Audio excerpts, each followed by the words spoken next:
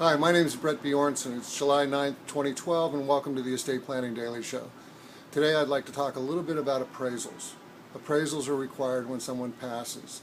You need to get an appraisal to have a new fair market value, which will now be the new cost basis in the underlying property. When it comes to real estate, you can go and get appraisals from different sorts. You can get one online from Zillow, you can get one from a realtor and get comparable values, or you can get an MAI appraisal. Zillow has a service online where you type in an address and it searches comparable values and it comes up with an estimate of the value of the real property. It's a specific number, it's not a range generally. A realtor could go and get comparable values manually and write a letter and say this is what they think the estimated value of the real property is.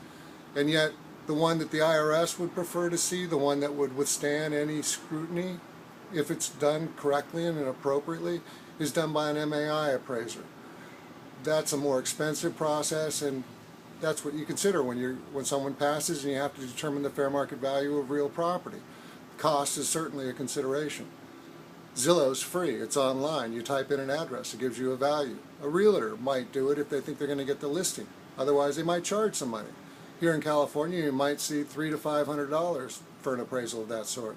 An MAI appraiser, someone who does nothing but that, is going to be a bit more expensive, and you'll have to find a qualified person to determine the price that they charge. Regardless, this underlying appraisal is required. It's required for real property owned outright, like a home.